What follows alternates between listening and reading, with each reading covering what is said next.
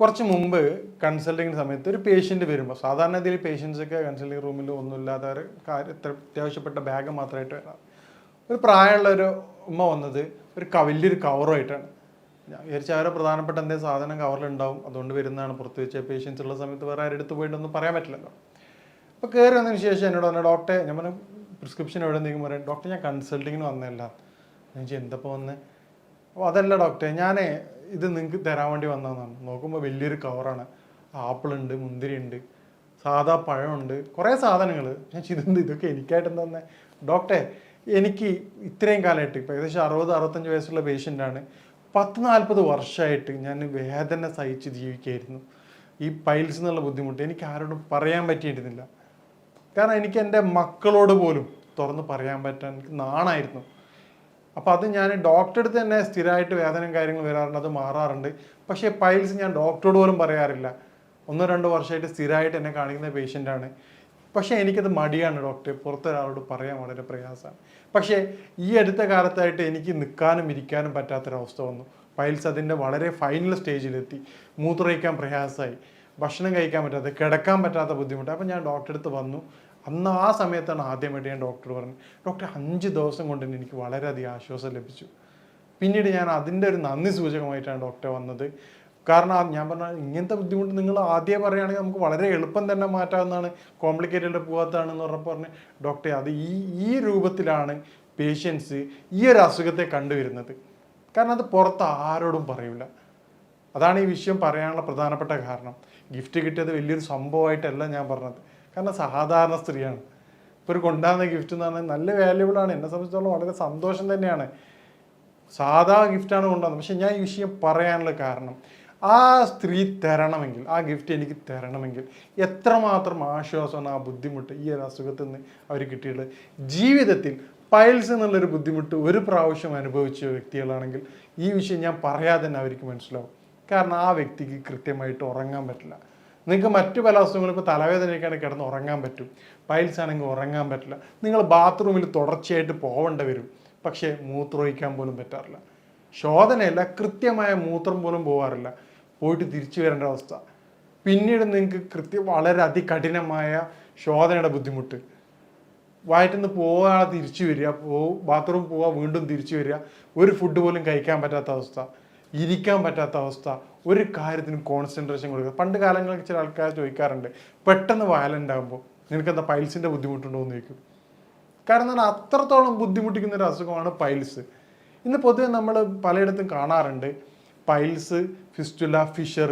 അപ്പോൾ ഇന്നത്തെ നമ്മളെ വീഡിയോയിൽ എന്താണ് പൈൽസ് എന്നുള്ളതും എന്തൊക്കെ കാരണങ്ങൾ കൊണ്ടാണ് പൈൽസ് വരുന്നതെന്നും അതിൻ്റെ ഏതൊക്കെ പ്രിക്കോഷൻസ് എടുത്തു കഴിഞ്ഞാൽ അല്ലെ നമുക്ക് പൈൽസ് വരാതെ എങ്ങനെ നോക്കാം എന്നുള്ള കാരണങ്ങളാണ് വിശദീകരിക്കുന്നത്. ഞാൻ ഡോക്ടർ സയ്യിദ് മോഹ്സിൻ. ഇനി നമുക്ക് എന്തൊക്കെയാണ് കാരണങ്ങൾ എന്നുള്ളത് നോക്കാം.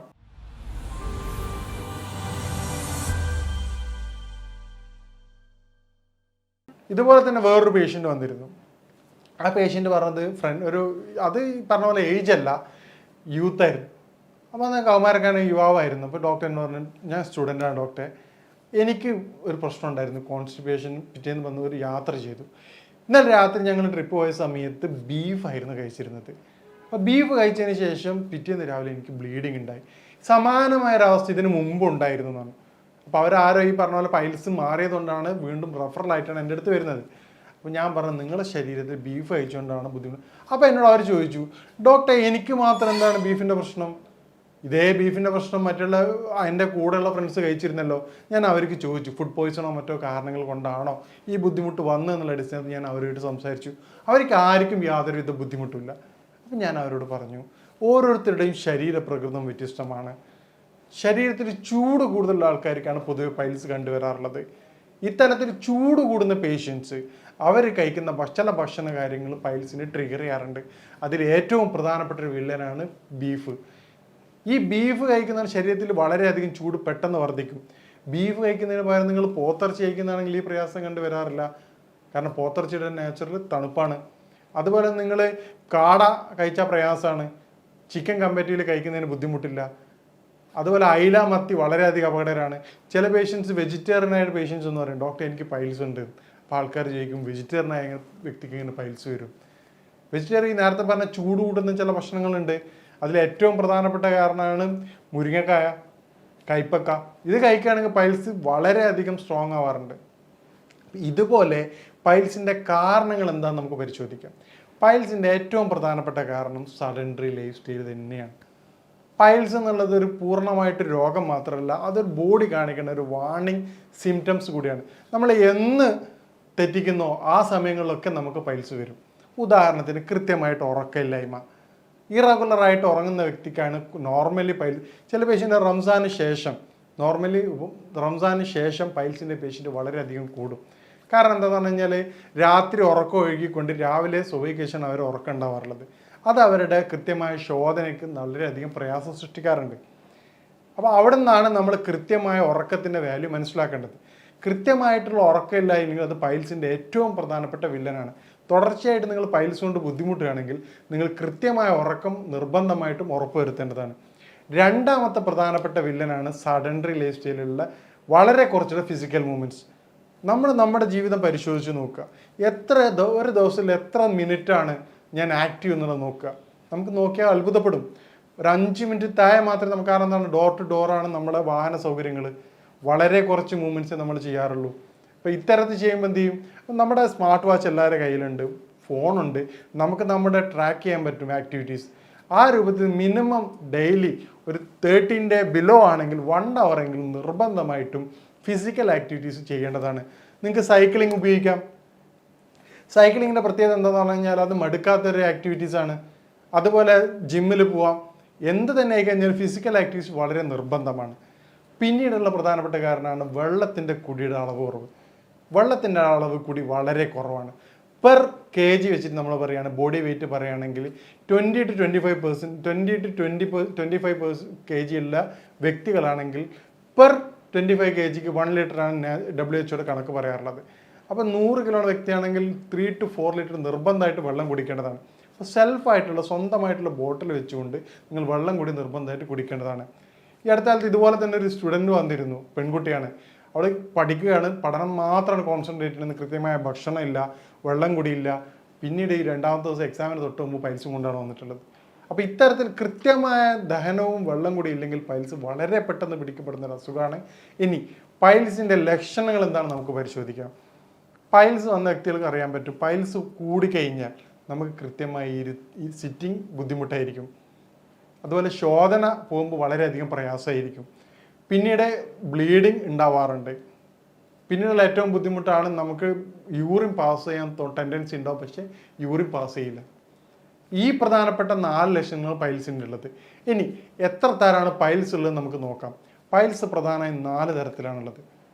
ഒന്ന് എക്സ്റ്റേണലി, ഇൻറ്റേർണലി. അത് ആദ്യത്തെ എക്സ്റ്റേണൽ എന്ന് പറഞ്ഞാൽ പുറമേ മാത്രമേ പൈൽസ് ഉണ്ടാവുള്ളൂ. പിന്നീട് ഉണ്ടാവുന്നത് പുറത്ത് ഉള്ളിലാണ് ടച്ച് ചെയ്യാൻ. പിന്നെ മൂന്നാമത് പുറത്ത് വന്ന് പോവുകയാണ്. പിന്നീടുള്ളത് 4th ഗ്രേഡ്, നമുക്ക് തീരെ ടച്ച് ചെയ്യാൻ പറ്റാതെ പ്രൊജക്റ്റ് ചെയ്ത് നിൽക്കുന്നതാണ്.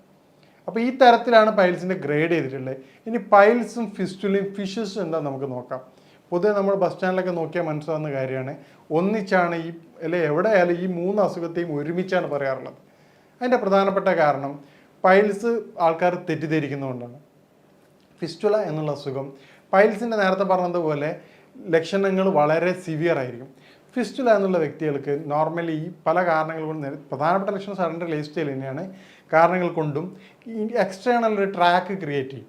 അതോടുകൂടി തന്നെ ഡിസ്ചാർജ് ഉണ്ടാവും, പസ് ഡിസ്ചാർജ്, പഴുപ്പ് ഫിസ്റ്റുലയ്ക്ക് ഉണ്ടാവും. നമ്മൾ പ്രധാനപ്പെട്ട വിഷയം പൈൽസ് ആയതുകൊണ്ടാണ് ഫിസ്റ്റുലയും ഫിഷറും വളരെ ചുരുങ്ങിയതായിട്ട് തിരിച്ചറിയാൻ, എനിക്ക് വന്നത് ഫിസ്റ്റുലയാണോ പൈൽസ് ആണോ ഫിഷറാണോ എന്ന് അറിയാൻ വേണ്ടിയാണ് പറയണത്.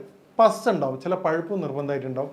ബാത്റൂം പോകുന്നത് എക്സ്റ്റേണൽ ഓപ്പണിംഗ് ഉണ്ടാവും, മലദ്വാരത്തിന് തൊട്ടടുത്ത് തന്നെ ഓപ്പണിംഗ് ഉണ്ടാവും.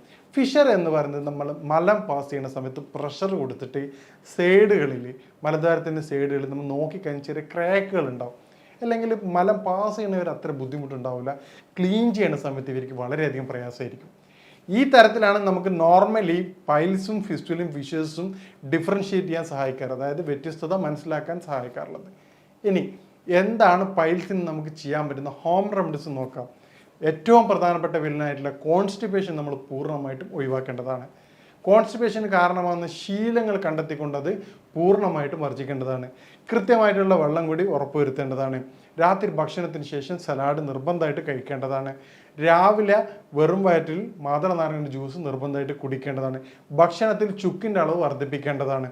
അതുപോലെ പൈൽസിൻ്റെ ബുദ്ധിമുട്ട് വളരെ അധികമുള്ള വ്യക്തിയാണെങ്കിൽ നമുക്ക് അത്തിപ്പഴം ഡെയിലി ഒരു 4 എണ്ണം രാവിലെയും രാത്രിയും വെച്ച് കഴിക്കുകയാണെങ്കിൽ പൈൽസിൻ്റെ ബുദ്ധിമുട്ട് വളരെ എളുപ്പം മാറ്റിയെടുക്കാവുന്നതാണ്. കൂടുതലായിട്ടുണ്ടെങ്കിൽ ബുദ്ധിമുട്ട് നിങ്ങൾക്ക് ഇതൊന്നും കഴിച്ചിട്ട് മാറുന്നില്ലെങ്കിൽ നിങ്ങൾ നിർബന്ധമായിട്ടും വൈദ്യസഹായം തേടേണ്ടതാണ്. ഇല്ലെങ്കിൽ അത് വളരെയധികം കോംപ്ലിക്കേഷനിലേക്ക് പോകും. നേരത്തെ പറഞ്ഞതുപോലെ നിൽക്കാനും ഇരിക്കാനും പറ്റാത്തൊരവസ്ഥ വളരെ ഇപ്പോൾ പ്രവാസികളൊക്കെ ആണെങ്കിൽ നമ്മളിപ്പോൾ ഓൺലൈൻ കൺസൾട്ടിങ് സമയത്ത് അവരിങ്ങനെ പറയും ഡോക്ടർ എന്താണ് ചെയ്യുക. അപ്പോൾ അവർക്ക് അവരുടെ ശൈലി എന്താണ് കാരണം റൂട്ട് ഓഫ് കോസ്റ്റ് മനസ്സിലായിക്കൊണ്ട് കൺസൾട്ട് ചെയ്യുകയാണെങ്കിൽ ഇപ്പോൾ ദൂരത്ത് നിന്ന് കൺസൾട്ട് ചെയ്യുമ്പോൾ തന്നെ പെട്ടെന്ന് തന്നെ ഒരു 3 to 4 days കൊണ്ട് തന്നെ അവർ ഡോക്ടർ ഇപ്പോൾ വളരെയധികം സുഖമുണ്ട്, യാതൊരു ബുദ്ധിമുട്ടില്ല എന്ന് പറയും. അപ്പോൾ എന്താണ് അതിൻ്റെ കാരണം മനസ്സിലാക്കിക്കൊണ്ട് ട്രീറ്റ് ചെയ്യണമെങ്കിൽ നമുക്ക് വളരെ എളുപ്പം പൂർണ്ണമായി മാറ്റിയെടുക്കാവുന്നതാണ്. പൈൽസിനെ പ്രത്യേകം ശ്രദ്ധിക്കേണ്ട ഒരു കാര്യം, അത് വീണ്ടും വരും. നിങ്ങൾ ഈ ലൈഫ് സ്റ്റൈൽ ഡിസോർഡർ പോലെ നിങ്ങൾ ഏതെങ്കിലും കാരണം റിപ്പീറ്റ് സംഭവിക്കുകയാണെങ്കിൽ പൈൽസ് എന്നുള്ള അസുഖം വീണ്ടും വരും. അപ്പോൾ അതിന് പൈൽസ് ഉള്ള രോഗികൾ ചെയ്യേണ്ട കാര്യം രോഗകാരണങ്ങൾ പൂർണ്ണമായിട്ടും ഇല്ലാതാക്കുകയാണ്. പൈൽസുമായിട്ട് ബന്ധപ്പെട്ട് നിങ്ങളുടെ സംശയ കാര്യങ്ങൾക്ക് ബന്ധപ്പെടാവുന്നതാണ്. ഇനി മറ്റൊരു വിഷയമായിട്ട് കാണാം. നന്ദി.